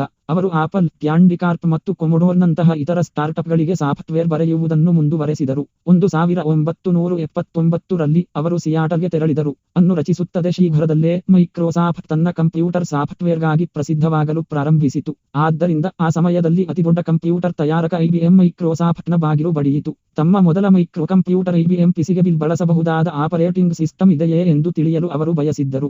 ಆಪರೇಟಿಂಗ್ ಸಿಸ್ಟಮ್ ಬಳಕೆದಾರ ಮತ್ತು ಕಂಪ್ಯೂಟರ್ನ ಹಾರ್ಡ್ವೇರ್ ನಡುವೆ ಇಂಟರ್ಫೇಸ್ ಆಗಿ ಕಾರ್ಯನಿರ್ವಹಿಸುತ್ತದೆ. ಹಾರ್ಡ್ವೇರ್ ಮತ್ತು ಸಾಫ್ಟ್ವೇರ್ ಎರಡನ್ನೂ ನಿರ್ವಹಿಸುವ ಮೂಲಕ ಅವಳು ಕಂಪ್ಯೂಟರ್ನ ಭಾಷೆ ತಿಳಿದಿಲ್ಲದಿದ್ದರೂ ಸಹ ಕಂಪ್ಯೂಟರ್ನೊಂದಿಗೆ ಸಂವಹನ ನಡೆಸಲು ಬಳಕೆದಾರರಿಗೆ ಇದು ಅವಕಾಶ ನೀಡುತ್ತದೆ. ತಮ್ಮ ಮೈಕ್ರೋ ಕಂಪ್ಯೂಟರ್ಗೆ ಆಪರೇಟಿಂಗ್ ಸಿಸ್ಟಮ್ ಇದೆಯೇ ಎಂದು ಐಬಿಎಂ ಬಿಲ್ ಅವರನ್ನು ಕೇಳಿದಾಗ ಬಿಲ್ ತಕ್ಷಣವೇ ತನ್ನ ಬಳಿ ಇದೆ ಎಂದು ಉತ್ತರಿಸಿದರು. ಆದರೆ ಸತ್ಯವೆಂದರೆ ಅವನಿಗೆ ಯಾವುದೇ ಕಾರ್ಯನಿರ್ವಹಿಸುವ ವ್ಯವಸ್ಥೆ ಇರಲಿಲ್ಲ. ಆದ್ದರಿಂದ ಅವರು ಶೀಘ್ರವಾಗಿ ಸಿಯಾಟಲ್ನ ಇನ್ನೊಬ್ಬ ವ್ಯಕ್ತಿಯಿಂದ ಆಪರೇಟಿಂಗ್ 50,000ಕ್ಕೆ ಆಪರೇಟಿಂಗ್ ಸಿಸ್ಟಮ್ ಅನ್ನು ಖರೀದಿಸಿದರು. ನಂತರ ಅವರು ಅದನ್ನು MS-DOS ಡಿಸ್ಕ್ ಆಪರೇಟಿಂಗ್ ಸಿಸ್ಟಮ್ ಆಗಿ ಅಭಿವೃದ್ಧಿಪಡಿಸಿದರು ಮತ್ತು ಅದನ್ನು ಐಬಿಎಂಗೆ ಮಾರಾಟ ಮಾಡಿದರು. ಡಾಸ್ ಬಳಸಿ ಬಳಕೆದಾರರು ವಿಂಡೋಸ್ನಂತಹ ಗ್ರಾಫಿಕಲ್ ಯೂಸರ್ ಇಂಟರ್ಫೇಸ್ ಬದಲಿಗೆ ಆಜ್ಞಾ ಸಾಲಿನ ಮೂಲಕ ತಮ್ಮ ಕಂಪ್ಯೂಟರ್ನಲ್ಲಿ ಫೈಲ್ಗಳನ್ನು ನ್ಯಾವಿಗೇಟ್ ಮಾಡಬಹುದು, ತೆರೆಯಬಹುದು ಮತ್ತು ಸಂಪಾದಿಸಬಹುದು. ಕೃತಿಸ್ವಾಮ್ಯ ಗುರುಗಳಾಗುತ್ತಾರೆ. ಆದಾಗ್ಯೂ ಮೈಕ್ರೋಸಾಫ್ಟ್ ಇತರ ಕಂಪನಿಗಳಿಗೆ ಸಾಫ್ಟ್ವೇರ್ ಪರವಾನಗಿ ನೀಡುವ ಹಕ್ಕನ್ನು ಉಳಿಸಿಕೊಂಡಿದೆ. ಎಲ್ಲಾ ನಂತರ ಸಾಫ್ಟ್ವೇರ್ ಬರೆಯಲು ಸಮಯ, ಶ್ರಮ ಮತ್ತು ಹಣ ಖರ್ಚಾಗುತ್ತದೆ ಮತ್ತು ಸಾಫ್ಟ್ವೇರ್ ಅನ್ನು ಬಳಸಲು ಜನರು ಪಾವತಿಸಬೇಕೆಂದು ಬಿಲ್ ಗೇಟ್ಸ್ ಭಾವಿಸಿದ್ದರು. ಅಲ್ಲಿಯವರೆಗೆ ಗ್ರಾಹಕರು ತಮ್ಮದೇ ಆದ ಸಾಫ್ಟ್ವೇರ್ ಅನ್ನು ಬರೆದಿದ್ದಾರೆ ಅಥವಾ ಸಾಫ್ಟ್ವೇರ್ ಹಾರ್ಡ್ವೇರ್ನೊಂದಿಗೆ ಮೊದಲೇ ಸ್ಥಾಪಿಸಲ್ಪಟ್ಟಿದೆ. ಆದ್ದರಿಂದ ಜನರು ಹಾರ್ಡ್ವೇರ್ಗೆ ಮಾತ್ರ ಪಾವತಿಸುತ್ತಾರೆ ಮತ್ತು ಸಾಫ್ಟ್ವೇರ್ಗೆ ಎಂದಿಗೂ ಪಾವತಿಸುವುದಿಲ್ಲ ಎಂದು ಐಬಿಎಂ ಭಾವಿಸಿದೆ. ಆದ್ದರಿಂದ ಮೈಕ್ರೋಸಾಫ್ಟ್ MS-DOS ಅನ್ನು ಇತರ ಕಂಪನಿಗಳಿಗೆ ಮಾರಾಟ ಮಾಡುವುದರಲ್ಲಿ ಅವರಿಗೆ ಸಮಸ್ಯೆ ಇರಲಿಲ್ಲ. ಆದಾಗ್ಯೂ ಬಿಲ್ ನಿರೀಕ್ಷಿಸಿದಂತೆಯೇ ಕಾಂಪ್ಯಾಕ್ನಂತಹ ಇತರ ಕಂಪನಿಗಳು ಸಹ MS-DOS ಅನ್ನು ಖರೀದಿಸಿದವು. ಐಬಿಎಂನಂತೆ MS-DOSನಂತಹ ಅಸ್ತಿತ್ವದಲ್ಲಿರುವ ಆಪರೇಟಿಂಗ್ ಸಿಸ್ಟಮ್ ಅನ್ನು ಖರೀದಿಸುವುದು ತಮ್ಮದೇ ಆದ ಆಪರೇಟಿಂಗ್ ಸಿಸ್ಟಮ್ ಅನ್ನು ರಚಿಸುವುದಕ್ಕಿಂತ ಅಗ್ಗವಾಗಿದೆ ಎಂದು ಅವರು ನಿರ್ಧರಿಸಿದರು. ಆದ್ದರಿಂದ MS-DOS ಆ ಯುಗದ ಕಂಪ್ಯೂಟರ್ಗಳಿಗೆ ಪ್ರಮಾಣಿತ ಆಪರೇಟಿಂಗ್ ಸಿಸ್ಟಮ್ ಆಯಿತು. ಇದರ ಪರಿಣಾಮವಾಗಿ ಮೈಕ್ರೋಸಾಫ್ಟ್ನ ಮಾರಾಟವು 1980ರಲ್ಲಿ 5.75 ದಶಲಕ್ಷದಿಂದ 1981ರಲ್ಲಿ $1.16 ದಶಲಕ್ಷಕ್ಕೆ ಏರಿತು. Allen Microsoft ತೊರೆದರು. ಆದ್ದರಿಂದ 1981ರ ಹೊತ್ತಿಗೆ ಮೈಕ್ರೋಸಾಫ್ಟ್ USA ಆದ್ಯಂತ ಪರಿಚಿತ ಹೆಸರಾಗಿತ್ತು, ಆದರೆ ಇಡೀ ಪ್ರಪಂಚವಲ್ಲ. ಆದಾಗ್ಯೂ 2 ವರ್ಷಗಳ ನಂತರ ಕಂಪನಿಯು ಭಾರಿ ಲಾಭ ಗಳಿಸುತ್ತಿದ್ದಾಗ ಮೈಕ್ರೋಸಾಫ್ಟ್ನ ರಚನೆ ಮತ್ತು ಯಶಸ್ಸಿನಲ್ಲಿ ಪ್ರಮುಖ ಪಾತ್ರ ವಹಿಸಿದ ಅಲೆನ್ ಕಂಪನಿಯನ್ನು ತೊರೆದರು. ಆದರೆ ಕಂಪನಿಯು ತುಂಬಾ ಲಾಭ ಗಳಿಸುವಾಗ ಅವನು ಅದನ್ನು ಬಿಟ್ಟು ಹೋಗುವುದೇಕೆ? 1982ರಲ್ಲಿ ಅಲೆನ್ಗೆ ದುಗ್ಧರಸ ವ್ಯವಸ್ಥೆಯಲ್ಲಿ ಬೆಳವಣಿಗೆಯಾಗುವ ಅಸಾಮಾನ್ಯ ಕ್ಯಾನ್ಸರ್ನ ಹಾಡ್ಕಿನ್ಸ್ ಲಿಂಫೋಮಾ ಎಂದು ಗುರುತಿಸಲಾಯಿತು. ಹೀಗಾಗಿ ಸ್ವಾಭಾವಿಕವಾಗಿ ಕಂಪನಿಯಲ್ಲಿ ಅವರ ಉತ್ಪಾದಕತೆ ಕಡಿಮೆಯಾಯಿತು. ಆದರೆ ಬಿಲ್ ಅವರ ಉತ್ಪಾದಕತೆಯ ಕೊರತೆಯಿಂದ ನಿರಾಶೆಗೊಂಡರು. ಆದ್ದರಿಂದ ಬಿಲ್ ಮತ್ತು ಅವರ ಹೊಸ ಲೆಫ್ಟಿನೆಂಟ್ ತಮ್ಮ ಮತ್ತು ಇತರ ಷೇರುದಾರರಿಗೆ ಸ್ಟಾಕ್ ಆಯ್ಕೆಗಳನ್ನು ನೀಡುವ ಮೂಲಕ ಕಂಪನಿಯ ಅಲೆನ್ ಮಾಲೀಕತ್ವದ ಪಾಲನ್ನು ಕಡಿಮೆ ಮಾಡಲು ಸಂಚು ರೂಪಿಸಿದರು. ಹೇಗಾದರೂ ಅದೃಷ್ಟವಶಾತ್ ಅಲೆನ್ ಅವರು ಮಾತನಾಡುವುದನ್ನು ಕೇಳಿದರು. ಆದ್ದರಿಂದ ನಿರಾಶೆಗೊಂಡ ಅವರು 1 ವರ್ಷದ ನಂತರ ಮೈಕ್ರೋಸಾಫ್ಟ್ ತೊರೆದರು. ಅಲೆನ್ ಕಂಪನಿಯನ್ನು ತೊರೆದ ನಂತರ ಮೈಕ್ರೋಸಾಫ್ಟ್ ಬಹುರಾಷ್ಟ್ರೀಯ ಕಂಪನಿಯಾಗಿ ಮಾರ್ಪಟ್ಟಿತು. ಗ್ರೇಟ್ ಬ್ರಿಟನ್ ಮತ್ತು ಜಪಾನ್ನಲ್ಲಿ ಕಚೇರಿಗಳನ್ನು ಸ್ಥಾಪಿಸಿತು. 1983ರ ಹೊತ್ತಿಗೆ ವಿಶ್ವದ ಎಲ್ಲಾ ಕಂಪ್ಯೂಟರ್ಗಳಲ್ಲಿ ಸುಮಾರು 30 ಅದರ ಸಾಫ್ಟ್ವೇರ್ ಅನ್ನು ಚಲಾಯಿಸುತ್ತಿದೆ. ಬಿಲ್ ಗೇಟ್ಸ್ ಮತ್ತು ಸ್ಟೀವ್ ಜಾಬ್ಸ್ 1970ರ ದಶಕದ ಉತ್ತರಾರ್ಧದಲ್ಲಿ ಮೈಕ್ರೋಸಾಫ್ಟ್ ನಿಧಾನವಾಗಿ ಖ್ಯಾತಿಗೆ ಏರುತ್ತಿದ್ದಾಗ ಬಿಲ್ ಸ್ಟೀವ್ ಜಾಬ್ಸ್ ಅವರನ್ನು ಭೇಟಿಯಾದರು. ಬಿಲ್ನಂತೆಯೇ ಸ್ಟೀವ್ ಕೂಡ ಹೆಚ್ಚಿನ ಆಕಾಂಕ್ಷೆಗಳನ್ನು ಹೊಂದಿದ್ದ ಯುವಕ. ಬಿಲ್ ಮತ್ತು ಅಲೆನ್ ಮೈಕ್ರೋಸಾಫ್ಟ್ ಅನ್ನು ಸ್ಥಾಪಿಸಿದ ಕೇವಲ 1 ವರ್ಷದ ನಂತರ ಸ್ಟೀವ್ ಮತ್ತು ಅವನ ಸ್ನೇಹಿತ ವೋಜ್ನಿಯಾಕ್ ಆಪಲ್ ಅನ್ನು ಸ್ಥಾಪಿಸಿದರು. ಬಳಕೆದಾರ ಇಂಟರ್ಫೇಸ್ ಅನ್ನು ನೀಡಲು ಬಯಸಿದ್ದರು. ತಮ್ಮ ಗುರಿಯನ್ನು ಸಾಧಿಸಲು ತಮ್ಮ ಗ್ರಾಹಕರು ತಮ್ಮ ದೈನಂದಿನ ವ್ಯವಹಾರ ಚಟುವಟಿಕೆಗಳನ್ನು ನಿರ್ವಹಿಸಬಲ್ಲ ದೃಶ್ಯ ಕಾರ್ಯಕ್ರಮಗಳನ್ನು ರಚಿಸಲು ಅವರು ನಿರ್ಧರಿಸಿದರು. ಬಿಲ್ ಗೇಟ್ಸ್ ಏಕೆ ಯಶಸ್ವಿಯಾದರು? ಬಿಲ್ ಗೇಟ್ಸ್ ಮತ್ತು ಸ್ಟೀವ್ ಜಾಬ್ಸ್ ಅವರ ಚಿತ್ರ. ಸ್ಟೀವ್ ಜಾಬ್ಸ್ ಮತ್ತು ಬಿಲ್ ಗೇಟ್ಸ್ ಅವರ ಸಹಿ ಮಾಡಿದ ಭಾವಚಿತ್ರ ಆಪಲ್ಗಾಗಿ ವರ್ಡ್ ಮತ್ತು ಎಕ್ಸೆಲ್ ಅನ್ನು ರಚಿಸುತ್ತದೆ. ಆ ಸಮಯದಲ್ಲಿ ಮೈಕ್ರೋಸಾಫ್ಟ್ ಪ್ರಮುಖ ಕಂಪ್ಯೂಟರ್ ಸಾಫ್ಟ್ವೇರ್ ತಯಾರಕ. ಆದ್ದರಿಂದ 1980ರ ದಶಕದ ಆರಂಭದಲ್ಲಿ ಆಪಲ್ಗಾಗಿ ಸಾಫ್ಟ್ವೇರ್ ರಚಿಸಲು ಸ್ಟೀವ್ ಜಾಬ್ಸ್ ಮೈಕ್ರೋಸಾಫ್ಟ್ನೊಂದಿಗೆ ಒಪ್ಪಂದ ಮಾಡಿಕೊಂಡರು. ಮೈಕ್ರೋಸಾಫ್ಟ್ ಡೇಟಾವನ್ನು ಸಂಘಟಿಸಲು ಮತ್ತು ಲೆಕ್ಕಾಚಾರಗಳನ್ನು ಮಾಡಲು ಎಕ್ಸೆಲ್ ಡಾಕ್ಯುಮೆಂಟ್ಗಳನ್ನು ಟೈಪ್ ಮಾಡಲು ಮತ್ತು ಉಳಿಸಲು ಒಂದು ದೃಶ್ಯ ಪ್ರೋಗ್ರಾಂ ವರ್ಡ್ ಮತ್ತು ಆಪಲ್ಗಾಗಿ ಬಳಸಲು ಸುಲಭವಾದ ಪ್ರೋಗ್ರಾಮಿಂಗ್ ಭಾಷೆಯಾದ ಬೇಸಿಕ್ ಆವೃತ್ತಿಯನ್ನು ಮಾಡುತ್ತದೆ. ಮ್ಯಾಕಿಂಟೋಶ್ ಕಂಪ್ಯೂಟರ್ ಒಪ್ಪಂದದ ನಂತರ ಮೈಕ್ರೋಸಾಫ್ಟ್ ರಚಿಸಿದ ಸಾಫ್ಟ್ವೇರ್ ಅನ್ನು ಪ್ರದರ್ಶಿಸಲು ಬಿಲ್ ಆಪಲ್ನ ಪ್ರಧಾನ ಕಚೇರಿಗೆ ಹೋದರು. ಅಲ್ಲಿ ಅವರು ಆಪಲ್ನ ಆಪರೇಟಿಂಗ್ ಸಿಸ್ಟಮ್ ಅನ್ನು ನೋಡಿದರು. ಅದು ಮೌಸ್ನಿಂದ ಚಾಲಿತ ಚಿತ್ರಾತ್ಮಕ ಬಳಕೆದಾರ ಇಂಟರ್ಫೇಸ್ ಇಂಟರ್ಫೇಸ್ ಅನ್ನು ಬಳಸಿತು ಮತ್ತು ಪರದೆಯ ಮೇಲೆ ಪಠ್ಯ ಮತ್ತು ಚಿತ್ರಗಳನ್ನು ಪ್ರದರ್ಶಿಸಿತು. ಮತ್ತೊಂದೆಡೆ ಮೈಕ್ರೋಸಾಫ್ಟ್ನ ಆಪರೇಟಿಂಗ್ ಸಿಸ್ಟಮ್ ಡಾಸ್ ಅನ್ನು ಕೀಬೋರ್ಡ್ನಿಂದ ನಡೆಸಲಾಗುತ್ತದೆ ಮತ್ತು ಪರದೆಯ ಮೇಲೆ ಮಾತ್ರ ಪಠ್ಯವನ್ನು ಪ್ರದರ್ಶಿಸಬಹುದು. ಡಾಸ್ಗೆ ಹೋಲಿಸಿದರೆ ಆಪಲ್ನ ಚಿತ್ರಾತ್ಮಕ ಬಳಕೆದಾರ ಇಂಟರ್ಫೇಸ್ ಅಂತಿಮ ಬಳಕೆದಾರರಿಗೆ ಹೆಚ್ಚು ಇಷ್ಟವಾಗುತ್ತದೆ ಎಂದು ಬಿಲ್ ತಕ್ಷಣ ಅರಿತುಕೊಂಡರು. ಗ್ರಾಹಕರನ್ನು ಉಳಿಸಿಕೊಳ್ಳಲು ಒಂದು ಬ್ಲಫ್ ಆಪಲ್ನ ಮ್ಯಾಕಿಂಟೋಶ್ ಕಂಪ್ಯೂಟರ್ಗಳನ್ನು ಒಮ್ಮೆ ಸಾರ್ವಜನಿಕರಿಗೆ ಬಿಡುಗಡೆ ಮಾಡಿದರೆ ಡಾಸ್ ಬಳಕೆಯಲ್ಲಿಲ್ಲ ಮತ್ತು ಮೈಕ್ರೋಸಾಫ್ಟ್ ತನ್ನ ಗ್ರಾಹಕರನ್ನು ಕಳೆದುಕೊಳ್ಳುತ್ತದೆ ಎಂದು ಬಿಲ್ ಹೆದರುತ್ತಿದ್ದರು. ಆದ್ದರಿಂದ ಮೈಕ್ರೋಸಾಫ್ಟ್ ಆಪಲ್ನಂತೆಯೇ ಗ್ರಾಫಿಕಲ್ ಯೂಸರ್ ಇಂಟರ್ಫೇಸ್ ಅನ್ನು ಬಳಸುವ ಆಪರೇಟಿಂಗ್ ಸಿಸ್ಟಮ್ ಅನ್ನು ಅಭಿವೃದ್ಧಿಪಡಿಸುತ್ತಿದೆ ಎಂದು ಬಿಲ್ ಜಾಹೀರಾತುಗಳನ್ನು ಮಾಡಿದರು. ಆದಾಗ್ಯೂ ಮೈಕ್ರೋಸಾಫ್ಟ್ ಅಂತಹ ಯಾವುದೇ ಕಾರ್ಯಕ್ರಮವನ್ನು ಹೊಂದಿರಲಿಲ್ಲ. ಇದು ಕೇವಲ ಬ್ಲಫ್ ಆಗಿತ್ತು. ಆದಾಗ್ಯೂ ಮಾರ್ಕೆಟಿಂಗ್ ತಂತ್ರವಾಗಿ ಇದು ಚೆನ್ನಾಗಿ ಕೆಲಸ ಮಾಡಿದೆ. ಆಪಲ್ನ ಮ್ಯಾಕಿಂಟೋಶ್ನಂತಹ ಸಂಪೂರ್ಣವಾಗಿ ವಿಭಿನ್ನವಾದ ಕಂಪ್ಯೂಟರ್ ಅನ್ನು ಖರೀದಿಸುವ ಬದಲು ಮೈಕ್ರೋಸಾಫ್ಟ್ನ ಗ್ರಾಹಕರು ತಮ್ಮ ಐಬಿಎಂ ಅಥವಾ ಕಾಂಪ್ಯಾಕ್ ಕಂಪ್ಯೂಟರ್ಗಳಲ್ಲಿ ಚಾಲನೆಯಲ್ಲಿರುವ ಮೈಕ್ರೋಸಾಫ್ಟ್ನ ಹೊಸ ಗ್ರಾಫಿಕಲ್ ಯೂಸರ್ ಇಂಟರ್ಫೇಸ್ನಲ್ಲಿ ತಮ್ಮ ಕೈಗಳನ್ನು ಪಡೆಯಲು ಕೆಲವು ತಿಂಗಳು ಕಾಯುವಂತೆ ಇದು ಪ್ರೋತ್ಸಾಹಿಸಿತು. ಬಿಲ್ ಈ ಹೊಸ ಆಪರೇಟಿಂಗ್ ಸಿಸ್ಟಮ್ ಅನ್ನು ವಿಂಡೋಸ್ ಎಂದು ಕರೆದರು. ವಿಂಡೋಸ್ ಬಗ್ಗೆ ಸ್ಟೀವ್ ಜಾಬ್ಸ್ ಕೇಳಿದಾಗ ಅವರು ಆಕ್ರೋಶಗೊಂಡರು. ಆದ್ದರಿಂದ ಅವರು ಬಿಲ್ ಅನ್ನು ಆಪಲ್ನ ಪ್ರಧಾನ ಕಚೇರಿಗೆ ಕರೆದರು ಮತ್ತು ಆಪಲ್ನ ಆಲೋಚನೆಗಳನ್ನು ಕದಿಯುತ್ತಾರೆ ಎಂದು ಆರೋಪಿಸಿದರು. ಆದಾಗ್ಯೂ ಜೆರಾಕ್ಸ್ನಿಂದ ಸ್ಫೂರ್ತಿ ಪಡೆದ ನಂತರ ಸ್ಟೀವ್ ಜಾಬ್ಸ್ ಸ್ವತಃ ಗ್ರಾಫಿಕಲ್ ಯೂಸರ್ ಇಂಟರ್ಫೇಸ್ನ ಕಲ್ಪನೆಯನ್ನು ಮಂಡಿಸಿದರು. ಆದ್ದರಿಂದ ಅವರು ಸ್ಟೀವ್ ಜಾಬ್ಸ್ಗೆ, ಸರಿ ಸ್ಟೀವ್, ಅದನ್ನು ನೋಡುವ ಒಂದಕ್ಕಿಂತ ಹೆಚ್ಚು ಮಾರ್ಗಗಳಿವೆ ಎಂದು ನಾನು ಭಾವಿಸುತ್ತೇನೆ. ನಾವಿಬ್ಬರೂ ಈ ಶ್ರೀಮಂತ ನೆರೆಯ ಜೆರಾಕ್ಸ್ ಅನ್ನು ಹೊಂದಿದ್ದೇವೆ ಮತ್ತು ಟಿವಿಸೆಟ್ ಅನ್ನು ಕದಿಯಲು ನಾನು ಅವರ ಮನೆಗೆ ನುಗ್ಗಿದೆ ಎಂದು ನಾನು ಭಾವಿಸುತ್ತೇನೆ. ನೀವು ಅದನ್ನು ಈಗಾಗಲೇ ಕದ್ದಿದ್ದೀರಿ. ಸ್ಟೀವ್ ಜಾಬ್ಸ್ ಸಹ ಬಹಿರಂಗವಾಗಿ ಹೇಳಿದರು, ಅವರು ನಮ್ಮನ್ನು ಸಂಪೂರ್ಣವಾಗಿ ಕಿತ್ತು ಹಾಕಿದರು ಏಕೆಂದರೆ ಗೇಟ್ಸ್ಗೆ ಯಾವುದೇ ಅವಮಾನವಿಲ್ಲ. ಇದಕ್ಕೆ ಉತ್ತರಿಸಿದ ಬಿಲ್, ಅವರು ಅದನ್ನು ನಂಬಿದರೆ ಅವರು ನಿಜವಾಗಿಯೂ ತಮ್ಮದೇ ಆದ ರಿಯಾಲಿಟಿ ಡಿಸ್ಟಾರ್ಷನ್ ಕ್ಷೇತ್ರಗಳಲ್ಲಿ ಪ್ರವೇಶಿಸಿದ್ದಾರೆ ಎಂದು ಹೇಳಿದರು. ಹೀಗಾಗಿ ಇಬ್ಬರು ಮಹಾನ್ ವ್ಯಕ್ತಿಗಳ ನಡುವಿನ ಸಂಘರ್ಷ ಪ್ರಾರಂಭವಾಯಿತು ಮತ್ತು ಅದರೊಂದಿಗೆ ಎರಡು ಬೃಹತ್ ಕಂಪನಿಗಳ ನಡುವಿನ ಸ್ಪರ್ಧೆ. ಮೈಕ್ರೋಸಾಫ್ಟ್ ಮತ್ತು ಆಪಲ್ 1985ರಲ್ಲಿ ಆಂತರಿಕ ಸಂಘರ್ಷದಿಂದಾಗಿ ಸ್ಟೀವ್ ಜಾಬ್ಸ್ ಆಪಲ್ ಅನ್ನು ತೊರೆದರು. ಸ್ಟೀವ್ ಜಾಬ್ಸ್ನಿಂದ ಮ್ಯಾಕ್ ವಿಭಾಗವನ್ನು ವಹಿಸಿಕೊಂಡ ವ್ಯಕ್ತಿ ಜೀನ್ ಲೂಯಿಸ್ ಗ್ಯಾಸ್ಸಿ. ಕೇವಲ 1 ವರ್ಷದ ಹಿಂದೆ ಆಪಲ್ನ ಮೊದಲ ಮ್ಯಾಕಿಂಟೋಶ್ ಕಂಪ್ಯೂಟರ್ ಮಾರಾಟಕ್ಕೆ ಬಂದಿತ್ತು. ಆ ಸಮಯದಲ್ಲಿ ಮ್ಯಾಕ್ಗಾಗಿ 2/3 ಸಾಫ್ಟ್ವೇರ್ ಮಾರಾಟವು ಮೈಕ್ರೋಸಾಫ್ಟ್ನ ಸಾಫ್ಟ್ವೇರ್ನಿಂದ ಬಂದಿದೆ.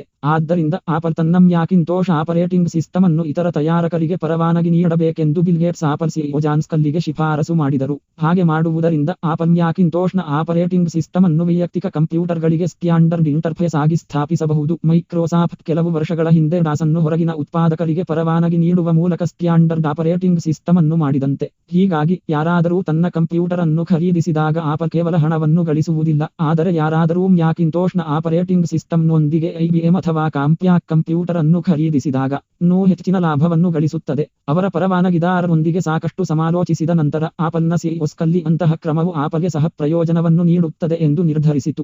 ಆದಾಗ್ಯೂ ಈ ಪ್ರಸ್ತಾಪವು ಗ್ಯಾಸ್ಸಿಯ ಮೇಜಿನ ಬಳಿಗೆ ಬಂದಾಗ ಅವರು ಅದನ್ನು ತಿರಸ್ಕರಿಸಿದರು. ಆಪಲ್ನ ಮ್ಯಾಕಿಂಟೋಶ್ ಗ್ರಾಫಿಕಲ್ ಯೂಸರ್ ಇಂಟರ್ಫೇಸ್ ಆಪಲ್ನ ಕಂಪ್ಯೂಟರ್ಗಳಿಗೆ ಪ್ರತ್ಯೇಕವಾಗಿರಬೇಕು ಎಂದು ಅವರು ನಂಬಿದ್ದರು. ಮ್ಯಾಕಿಂಟೋಶ್ ಇತರ ಕಂಪ್ಯೂಟರ್ಗಳಿಗಿಂತ ತುಂಬಾ ಶ್ರೇಷ್ಠವಾದುದು ಎಂದು ಅವರು ವಾದಿಸಿದರು. ಅವುಗಳನ್ನು ಮಾರಾಟ ಮಾಡುವುದರಿಂದ ಅವು ದೊಡ್ಡ ಲಾಭವನ್ನು ಗಳಿಸುತ್ತವೆ.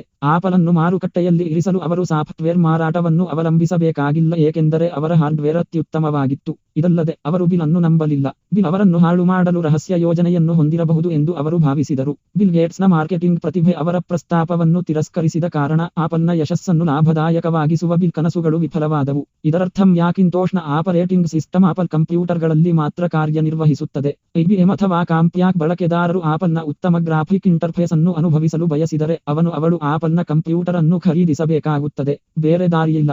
ಆದರೆ ಈ ಸಂಗತಿಯನ್ನು ಅರಿತುಕೊಂಡ ಬಿಲ್ ಭವಿಷ್ಯದಲ್ಲಿ ಎಲ್ಲಾ ಕಂಪ್ಯೂಟರ್ಗಳಿಗೆ ಸ್ಟ್ಯಾಂಡರ್ಡ್ ಆಪರೇಟಿಂಗ್ ಸಿಸ್ಟಮ್ ಆಗುವಂತಹ ಚಿತ್ರಾತ್ಮಕ ಬಳಕೆದಾರ ಇಂಟರ್ಫೇಸ್ನೊಂದಿಗೆ ಈ ಆಪರೇಟಿಂಗ್ ಸಿಸ್ಟಮ್ ಅನ್ನು ಬಿಡುಗಡೆ ಮಾಡಿದರೆ ಮಾರುಕಟ್ಟೆಯಲ್ಲಿ ನಾಯಕನಾಗಲು ಒಂದು ದೊಡ್ಡ ಅವಕಾಶವನ್ನು ಗ್ರಹಿಸಿದನು.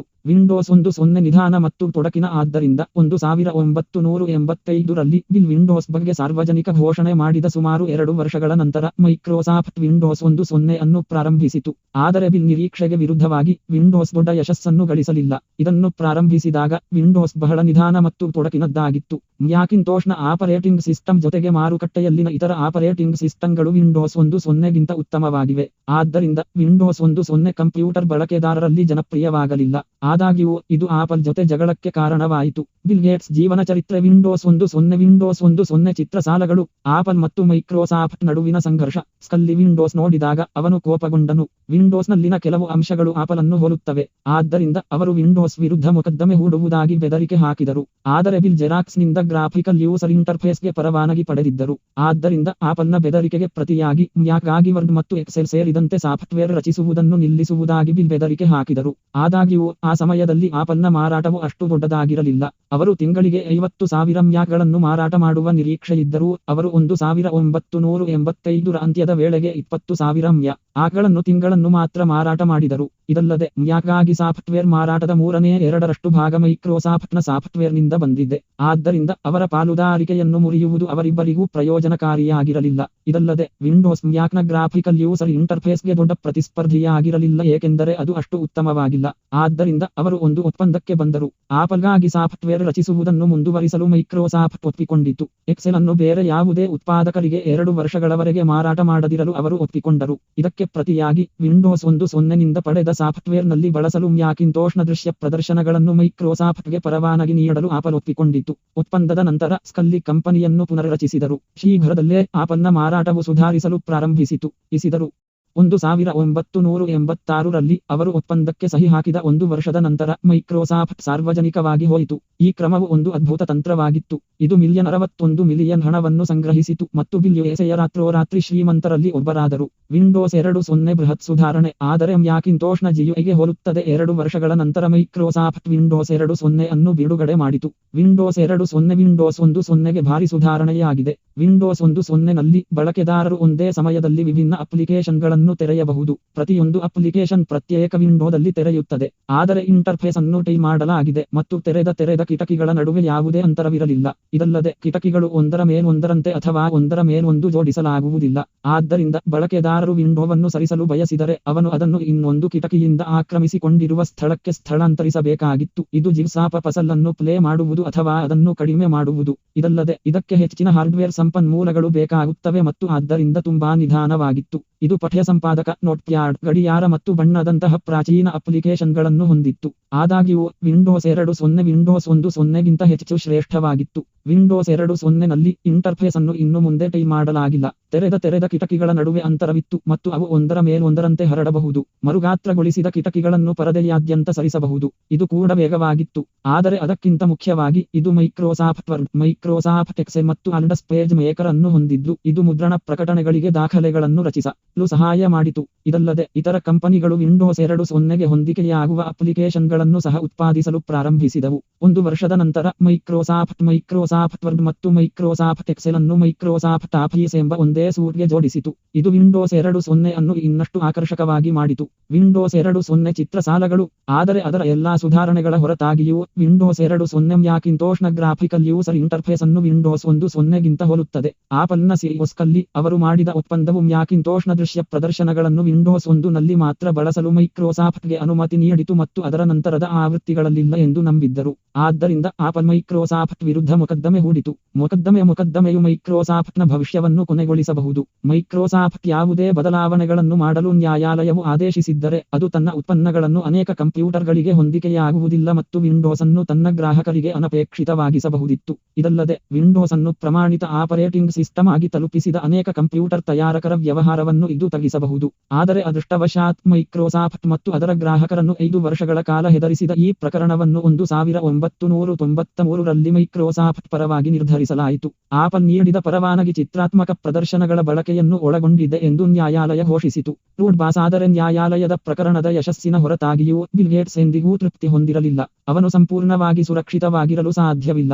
ಆದ್ದರಿಂದ ಅವರು ಉತ್ಪನ್ನ ಅಭಿವೃದ್ಧಿಯಿಂದ ಕಾರ್ಪೊರೇಟ್ ಕಾರ್ಯತಂತ್ರದವರೆಗೆ ಸಾಫ್ಟ್ವೇರ್ ಅಭಿವೃದ್ಧಿಯ ಎಲ್ಲಾ ಕಡೆಗಳಲ್ಲಿ ತೊಡಗಿಸಿಕೊಂಡರು. ತನ್ನ ಕಂಪನಿಯು ಮಾಡಬೇಕಾದ ಯಾವುದೇ ನಡೆಯನ್ನು ನಿರ್ಧರಿಸುವಾಗ ತಪ್ಪಾಗಬಹುದಾದ ಎಲ್ಲ ಸನ್ನಿವೇಶಗಳನ್ನು ಅವನು ಆಗಾಗ್ಗೆ ವಿಶ್ಲೇಷಿಸುತ್ತಾನೆ. ಇದಲ್ಲದೆ ತನ್ನ ಉದ್ಯೋಗಿಗಳು ಅವನಂತೆಯೇ ನುರಿತವರಾಗಿರಬೇಕು ಮತ್ತು ಮೈಕ್ರೋಸಾಫ್ಟ್ಗೆ ಅದೇ ಸಮರ್ಪಣೆಯನ್ನು ಹೊಂದಿರುತ್ತಾರೆ ಎಂದು ಅವರು ನಿರೀಕ್ಷಿಸಿದರು.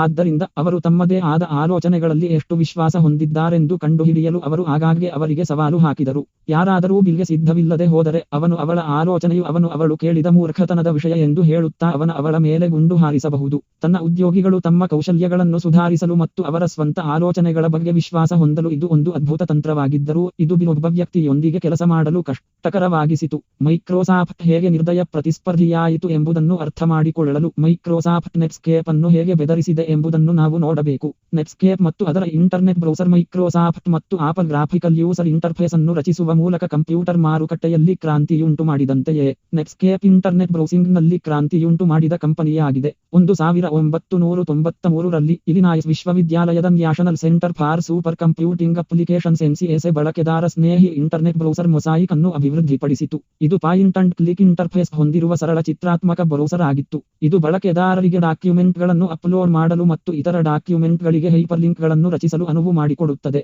ಈ ಲಿಂಕ್ಗಳನ್ನು ಅನುಸರಿಸುವ ಮೂಲಕ ಒಬ್ಬರು ಆನ್ಲೈನ್ ಪ್ರಪಂಚದಾದ್ಯಂತ ಪ್ರಯಾಣಿಸಬಹುದು ಮತ್ತು ಪ್ರಪಂಚದ ಇನ್ನೊಂದು ತುದಿಯಲ್ಲಿ ಡಾಕ್ಯುಮೆಂಟ್ ಅನ್ನು ಪ್ರವೇಶಿಸಬಹುದು. ಇದು ಆಪಲ್ ಕಂಪ್ಯೂಟರ್ಗಳಲ್ಲಿ ಮತ್ತು ವಿಂಡೋಸ್ ಮತ್ತು ಯುನಿಕ್ಸ್ನಲ್ಲಿ ಚಾಲನೆಯಲ್ಲಿರುವ ಕಂಪ್ಯೂಟರ್ಗಳಲ್ಲಿ ಚಾಲನೆಯಾಗಬಹುದು. ಇದಲ್ಲದೆ ಇದು ವಾಣಿಜ್ಯೇತರ ಬಳಕೆಗೆ ಉಚಿತವಾಗಿತ್ತು.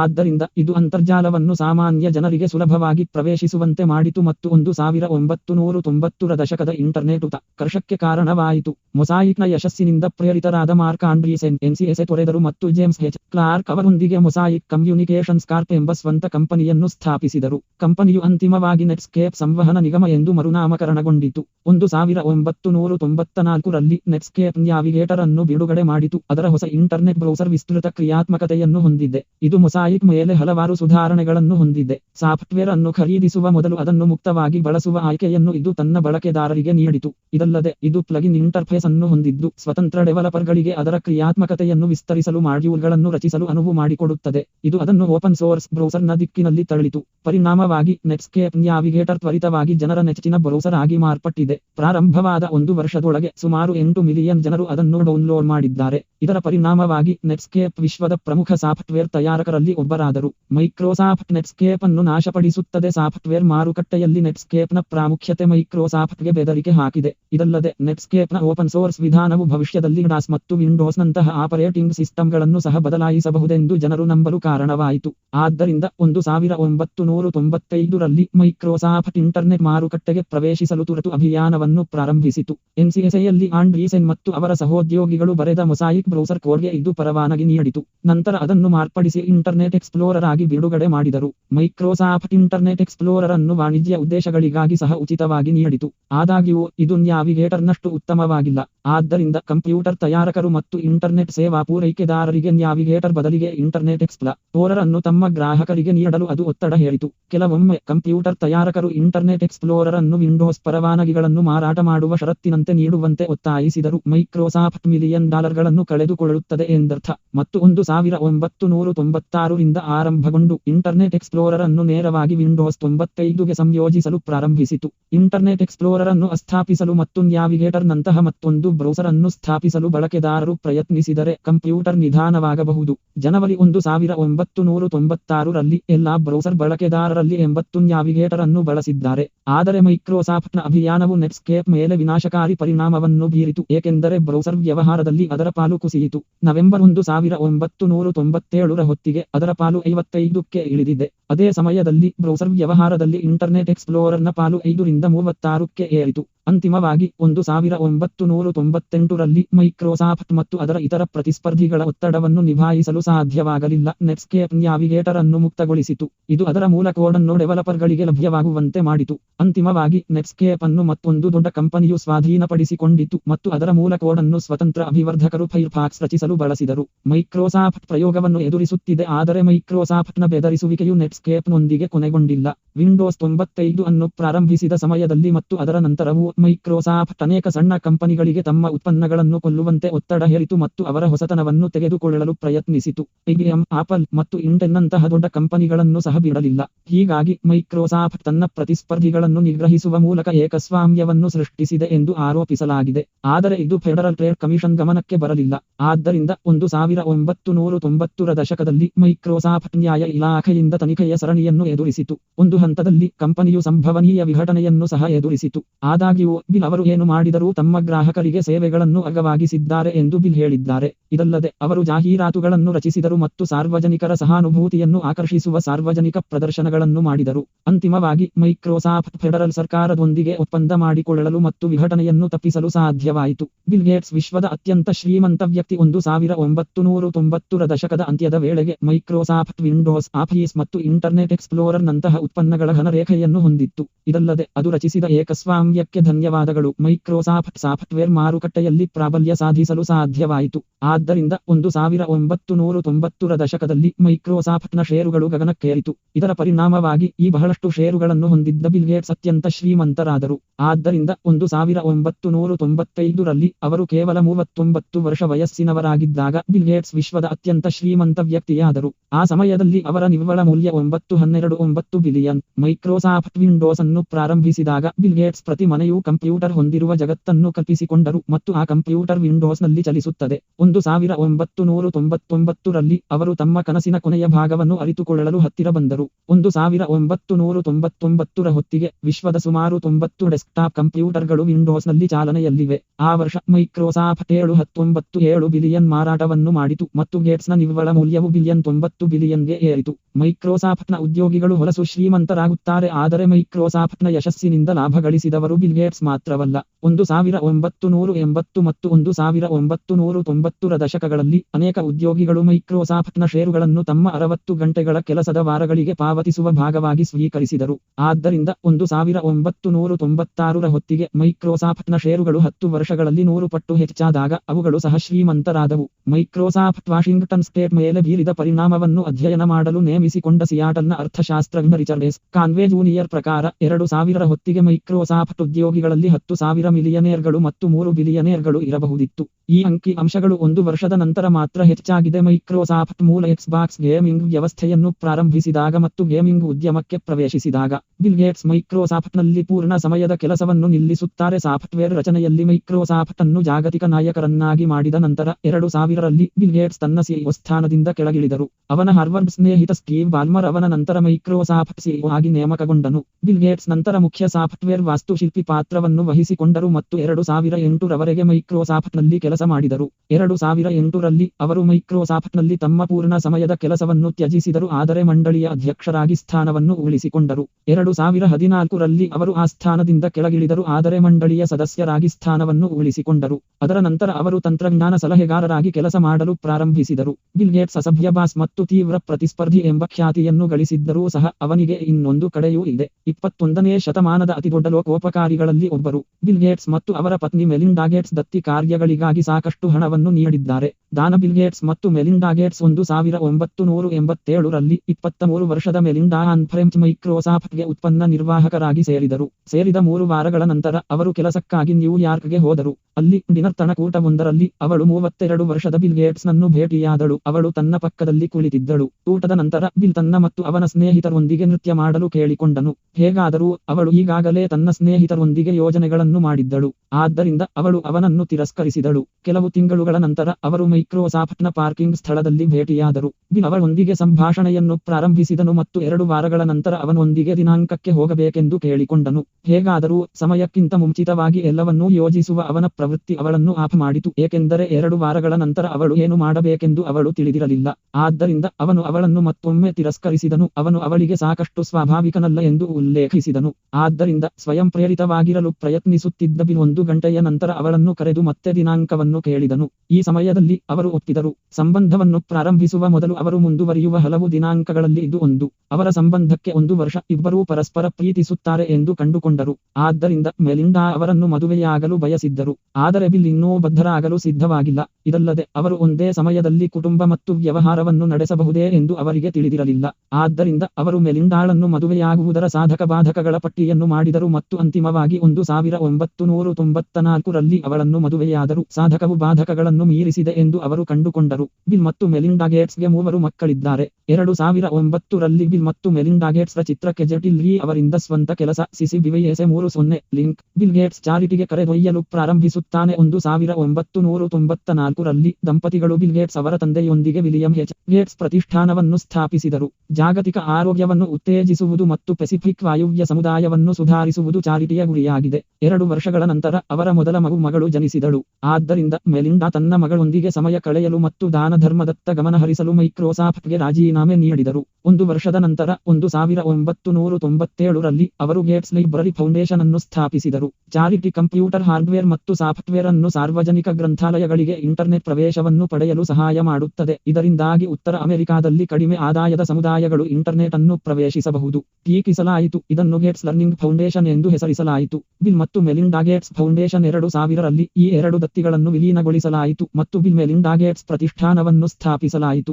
ಜಾಗತಿಕ ಆರೋಗ್ಯ, ಜಾಗತಿಕ ಶಿಕ್ಷಣ ಮತ್ತು ಜಾಗತಿಕ ಅಭಿವೃದ್ಧಿಗೆ ನೆರವಾಗುವುದು ಇದರ ಆದ್ಯತೆಗಳು. 2006ರಲ್ಲಿ ವಾರೆನ್ ಬಫೆಟ್ ತನ್ನ ಕಂಪನಿಯ ಬರ್ಕ್ಷೈರ್ ಹ್ಯಾಥ್ವೇ ಅವರ ಸ್ಟಾಕ್ $3 ಬಿಲಿಯನ್ ಮೌಲ್ಯದ ಷೇರುಗಳನ್ನು ಪ್ರತಿಷ್ಠಾನಕ್ಕೆ ವಾಗ್ದಾನ ಮಾಡಿದರು. ಬಿಲ್ ಗೇಟ್ಸ್ ಏಕೆ ಯಶಸ್ವಿಯಾದರು? ಬಿಲ್ ಗೇಟ್ಸ್ ಮತ್ತು ವಾರೆನ್ ಬಫೆಟ್ ಅವರ ಚಿತ್ರ. ಬಿಲ್ ಗೇಟ್ಸ್ ಮತ್ತು ವಾರೆನ್ ಬಫೆಟ್ 2008ರಲ್ಲಿ ಬಿಲ್ ಮೆಲಿಂಡಾ ಗೇಟ್ಸ್ ಫೌಂಡೇಶನ್ನತ್ತ ಗಮನಹರಿಸಲು ಬಿಲ್ ಗೇಟ್ಸ್ ಮುಖ್ಯ ಸಾಫ್ಟ್ವೇರ್ ವಾಸ್ತುಶಿಲ್ಪಿಯಾಗಿ ಮೈಕ್ರೋಸಾಫ್ಟ್ನಲ್ಲಿ ತನ್ನ ಪೂರ್ಣ ಸಮಯದ ಕೆಲಸವನ್ನು ತ್ಯಜಿಸಿದರು. 2019ರ ಹೊತ್ತಿಗೆ ಬಿಲ್ ಮೆಲಿಂಡಾ ಗೇಟ್ಸ್ ಫೌಂಡೇಶನ್ ವಿಶ್ವದ ಅತಿದೊಡ್ಡ ಲಾಭರಹಿತ ಸಂಸ್ಥೆಯೇ ಆಗಿದ್ದು, ಆಸ್ತಿ $57 ಬಿಲಿಯನ್ ಆಗಿದೆ. ಪ್ರತಿ ವರ್ಷ ಇದು ಪ್ರಮುಖ ಕಾರಣಗಳಿಗಾಗಿ $1 ಬಿಲಿಯನ್ ದೇಣಿಗೆ ನೀಡುತ್ತದೆ. ಇಂದು ಪ್ರತಿಷ್ಠಾನವು ಹಸಿವು ಮತ್ತು ಬಡತನವನ್ನು ನಿರ್ಮೂಲನೆ ಮಾಡುವುದರ ಮೇಲೆ ಕೇಂದ್ರೀಕರಿಸಿದೆ. ಇದು ಪೋಷಕಾಂಶಗಳಿಂದ ಸಮೃದ್ಧವಾಗಿರುವ ಅಕ್ಕಿಯನ್ನು ಉತ್ಪಾದಿಸಲು ಪ್ರಯತ್ನಿಸುವ ಸಂಶೋಧನೆಗಳಿಗೆ ಹಣವನ್ನು ನೀಡುತ್ತದೆ. ನೈರ್ಮಲ್ಯ, ನೀರಿನ ಸಮಸ್ಯೆಗಳು ಮುಂತಾದ ಅಭಿವೃದ್ಧಿಶೀಲ ರಾಷ್ಟ್ರಗಳ ಮೇಲೆ ಪರಿಣಾಮ ಬೀರುವ ಸಮಸ್ಯೆಗಳನ್ನು ಸಂಶೋಧಿಸುವ ಸಂಸ್ಥೆಗಳಿಗೆ ಇದು ಅನುದಾನವನ್ನು ಒದಗಿಸುತ್ತದೆ. ಬಿಲ್ ಮತ್ತು ಮೆಲಿಂಡಾ ಗೇಟ್ಸ್ ಪ್ರತಿಷ್ಠಾನವು ಪೌಷ್ಟಿಕಾಂಶವನ್ನು ಸುಧಾರಿಸುವತ್ತ ಗಮನಹರಿಸುವ ಮೂಲಕ ಅಭಿವೃದ್ಧಿಶೀಲ ರಾಷ್ಟ್ರಗಳಲ್ಲಿ ಸಾವಿನ ಪ್ರಮಾಣ ಮತ್ತು ಆರೋಗ್ಯದಲ್ಲಿನ ಅಸಮಾನತೆಗಳನ್ನು ಕಡಿಮೆ ಮಾಡಲು ಹೋರಾಡುತ್ತದೆ. ತಾಯಿಯ, ನವಜಾತ ಮತ್ತು ಮಕ್ಕಳ ಆರೋಗ್ಯ,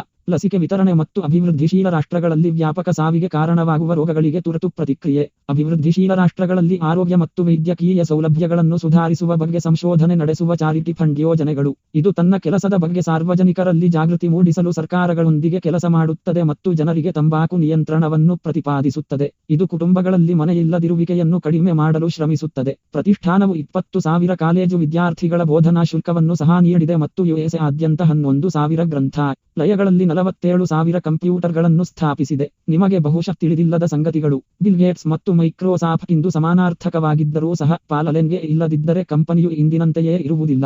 ಮೈಕ್ರೋಸಾಫ್ಟ್ನ ಮೊದಲ ಪ್ರೋಗ್ರಾಂ ಅನ್ನು ಬರೆದವರು ಅಲೆನ್. ಅನುಭವಿಗಳ ಪ್ರಕಾರ ಮೈಕ್ರೋಸಾಫ್ಟ್ನ ದೊಡ್ಡ ಯಶಸ್ಸುಗಳಾದ ಡಾಸ್, ವಿಂಡೋಸ್ ಮತ್ತು ವರ್ಡ್ನಲ್ಲಿಯೂ ಅವರು ಬಹಳ ದೊಡ್ಡ ಪಾತ್ರವನ್ನು ವಹಿಸಿದ್ದಾರೆ. ಕಂಪನಿಯ ಹೆಸರು ಮೈಕ್ರೋಸಾಫ್ಟ್ ಸಹ ವಾಸ್ತವವಾಗಿ ಅಲೆನ್ನ ಕಲ್ಪನೆಯಾಗಿತ್ತು. 2007ರ ಹೊತ್ತಿಗೆ ಬಿಲ್ ಗೇಟ್ಸ್ ಮತ್ತು ಅವರ ಪತ್ನಿ ಮೆಲಿಂಡಾ ಗೇಟ್ಸ್ ಅಮೆರಿಕದಲ್ಲಿ 2ನೇ ಅತ್ಯಂತ ಉದಾರ ಲೋಕೋಪಕಾರಿಯಾದರು. 2007ರಲ್ಲಿ ಬಿಲ್ ಮತ್ತು ಮೆಲಿಂಡಾ ತಮ್ಮ ಸಂಪತ್ತಿನ 95 ಅನ್ನು ಅಂತಿಮವಾಗಿ ದಾನಕ್ಕೆ ನೀಡಲು ಯೋಜಿಸಿದರು. 10 ವರ್ಷಗಳ ನಂತರ ಅವರು ತಮ್ಮ 3 ಮಕ್ಕಳಿಗೆ $10 ಮಿಲಿಯನ್ ಅನ್ನು ಬಿಡುವುದಾಗಿ ಮತ್ತು ಉಳಿದ 96 ಸಂಪತ್ತನ್ನು ದಾನಕ್ಕೆ ನೀಡುವುದಾಗಿ ಘೋಷಿಸಿದರು. ಫೋರ್ಬ್ಸ್ 2012ರಲ್ಲಿ ಬಿಲ್ ಗೇಟ್ಸ್ ಅವರನ್ನು ವಿಶ್ವದ 4ನೇ ಅತ್ಯಂತ ಶಕ್ತಿಶಾಲಿ ವ್ಯಕ್ತಿ ಎಂದು ಹೆಸರಿಸಿದೆ. ಬಿಲ್ ಗೇಟ್ಸ್ ಅವರ ಪೋಷಕರು ಹೆಚ್ಚಾಗಿ ಲೋಕೋಪಕಾರ ಮತ್ತು ಸಮುದಾಯ ಕಾರ್ಯಗಳಲ್ಲಿ ತೊಡಗಿಸಿಕೊಂಡಿದ್ದರು. ಅವರ ತಾಯಿ ಮೇರಿ, ಯಾರಿಗೆ ಹೆಚ್ಚು ನೀಡಲಾಗುತ್ತದೆ, ಹೆಚ್ಚಿನದನ್ನು ನಿರೀಕ್ಷಿಸಲಾಗಿದೆ ಎಂಬ ಕಲ್ಪನೆಯನ್ನು ದೃಢವಾಗಿ ನಂಬುತ್ತಾರೆ. ಅವಳು ತನ್ನ ಮಕ್ಕಳಲ್ಲಿ ಈ ನಂಬಿಕೆಯನ್ನು ಹುಟ್ಟುಹಾಕಿದಳು. ಬಿಲ್ ಗೇಟ್ಸ್ ಅವರ ಲೋಕೋಪಕಾರಿ ಕೃತಿಗಳಲ್ಲಿ ಅವರ ಹೆತ್ತವರ ಪಾಲನೆ ದೊಡ್ಡ ಪಾತ್ರವನ್ನು ವಹಿಸಿದೆ. ಬಿಲ್ ಗೇಟ್ಸ್ ಬಣ್ಣ ಕುರುಡು. ಅವರು ಎಂದಿಗೂ ಹಾರ್ವರ್ಡ್ ಪದವಿಯನ್ನು ಪೂರ್ಣಗೊಳಿಸಲಿಲ್ಲ,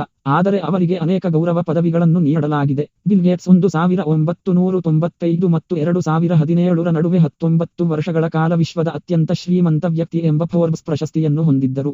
ಜಾಗತಿಕ ಸಾಂಕ್ರಾಮಿಕ ಸಂಭವಿಸುವಿಕೆಯನ್ನು ಬಿಲ್ ಗೇಟ್ಸ್ ಘೋಷಿಸಿದ್ದಾರೆ. ಎಬೋಲಾ ಏಕಾಏಕಿ 2015ರಲ್ಲಿ ನಡೆದ ಟಿಡಿ ಭಾಷಣದಲ್ಲಿ ಮಾತನಾಡಿದ ಬಿಲ್ ಗೇಟ್ಸ್, ಲಕ್ಷಾಂತರ ಸಾವುಗಳಿಗೆ ಕಾರಣವಾಗುವ ಮುಂದಿನ ಘಟನೆಯು ಪರಮಾಣು ಯುದ್ಧವಲ್ಲ, ಆದರೆ ಜಾಗತಿಕ ಸಾಂಕ್ರಾಮಿಕ ಎಂದು ಭವಿಷ್ಯ ನುಡಿದಿದ್ದಾರೆ. ಪರಮಾಣು ಶಸ್ತ್ರಾಸ್ತ್ರಗಳ ಸಂಶೋಧನೆ ಮತ್ತು ಅವುಗಳನ್ನು ಹೇಗೆ ನಿಲ್ಲಿಸುವುದು ಎಂದು ನಾವು ಸಾಕಷ್ಟು ಹೂಡಿಕೆ ಮಾಡಿರುವುದರಿಂದ ಪರಮಾಣು ಯುದ್ಧವು ಲಕ್ಷಾಂತರ ಜನರನ್ನು ಕೊಲ್ಲದಿರಬಹುದು. ಹೇಗಾದರೂ ಜಗತ್ತು ಎಬೋಲಾದೊಂದಿಗೆ ವ್ಯವಹರಿಸಿದ ವಿಧಾನವನ್ನು ವಿಶ್ಲೇಷಿಸಿದ ನಂತರ ಸಾಂಕ್ರಾಮಿಕ ರೋಗವನ್ನು ಎದುರಿಸಲು ನಮಗೆ ಸರಿಯಾದ ವ್ಯವಸ್ಥೆ ಇಲ್ಲ ಎಂದು ಅವರು ಅರಿತುಕೊಂಡರು. ಎಬೋಲಾ ಗಾಳಿಯಿಂದ ಹರಡಲು ಸಾಧ್ಯವಿಲ್ಲ ಎಂದು ನಾವು ಅದೃಷ್ಟವಂತರು ಮತ್ತು ಅದು ಸಾಂಕ್ರಾಮಿಕವಾಗುವ ಹೊತ್ತಿಗೆ ಜನರು ಈ ಈಗಾಗಲೇ ಹಾಸಿಗೆ ಹಿಡಿದಿದ್ದರು ಎಂದು ಅವರು ವಿವರಿಸಿದರು. ಆದ್ದರಿಂದ ಅದು ವೇಗವಾಗಿ ಹರಡಲಿಲ್ಲ. ಆದಾಗ್ಯೂ 1918 ರ ಸ್ಪ್ಯಾನಿಷ್ ಜ್ವರದಂತೆ ವೈರಸ್ ಗಾಳಿಯ ಮೂಲಕ ಹರಡಲು ಸಾಧ್ಯವಾದರೆ ನಾವು ಅದಕ್ಕೆ ಪ್ರತಿಕ್ರಿಯಿಸಲು ಸಾಧ್ಯವಾಗುವುದಿಲ್ಲ. ಆದ್ದರಿಂದ ಮುಂದಿನ ಸಾಂಕ್ರಾಮಿಕ ರೋಗಕ್ಕೆ ಜಗತ್ತು ಸಿದ್ಧವಾಗಿಲ್ಲ ಎಂದು ಎಚ್ಚರಿಸಿದರು. ಇಡೀ ಚರ್ಚೆಯನ್ನು ಇಲ್ಲಿ ವೀಕ್ಷಿಸಿ. ಬಿಲ್ ಗೇಟ್ಸ್ ಏಕೆ ಯಶಸ್ವಿಯಾದರು? ಬಿಲ್ ಗೇಟ್ಸ್ ತನ್ನ ಐಕ್ಯೂ ಅನ್ನು ಎಂದಿಗೂ ಬಹಿರಂಗಪಡಿಸಲಿಲ್ಲ. ಆದರೆ 1973 ರಲ್ಲಿ ನಡೆದ SAT ಪರೀಕ್ಷೆಯಲ್ಲಿ ಅವರು 1600 ರಲ್ಲಿ 1590 ಅಂಕಗಳನ್ನು ಗಳಿಸಿದ್ದಾನೆ ಎಂದರೆ ಅವನಿಗೆ ಸುಮಾರು 151-45 ಐಕ್ಯೂ ಇದೆ. ಆ ಪರೀಕ್ಷೆಯಲ್ಲಿ ಅವರು 99-38 ಅಂಕಗಳನ್ನು ಗಳಿಸಿದ್ದಾರೆ. ಹೀಗಾಗಿ ಅವರು ಅತ್ಯಂತ ಸ್ಮಾರ್ಟ್. ಈ ಸಂಯೋಜನೆಯು ಅವನ ಪ್ರತಿಸ್ಪರ್ಧಿಗಳಿಗೆ ಸಾಧ್ಯವಾಗದದನ್ನು ನೋಡಲು ಸಾಧ್ಯವಾಗಿಸಿತು. ಎಲ್ಲರೂ ಸಾಫ್ಟ್ವೇರ್ ಮಾರಾಟದತ್ತ ಗಮನ ಹರಿಸುತ್ತಿದ್ದ ಸಮಯದಲ್ಲಿ ಬಿಲ್ ಗೇಟ್ಸ್ ಮಾನದಂಡಗಳನ್ನು ನಿಗದಿಪಡಿಸುವತ್ತ ಗಮನ ಹರಿಸುತ್ತಿದ್ದರು. ಅವರು ನಿಗದಿಪಡಿಸಿದ ಈ ಮಾನದಂಡಗಳು ಮೊದಲು MS-DOS ಮತ್ತು ನಂತರ ವಿಂಡೋಸ್ ಅನ್ನು ಬಳಸುವುದರಿಂದ ಕಂಪ್ಯೂಟರ್ ಉದ್ಯಮವನ್ನು ಸುಧಾರಿಸಿತು. ಆದರೆ ಮಾರುಕಟ್ಟೆಯಲ್ಲಿ ಪ್ರಾಬಲ್ಯ ಸಾಧಿಸಲು ಮತ್ತು ಅವರ ಸ್ಪರ್ಧೆಯನ್ನು ನಾಶಮಾಡಲು ಅವರಿಗೆ ಅನುವು ಮಾಡಿಕೊಟ್ಟಿತು. ಇದು ಬಿಲ್ ಗೇಟ್ಸ್ ಅತ್ಯಂತ ಯಶಸ್ವಿ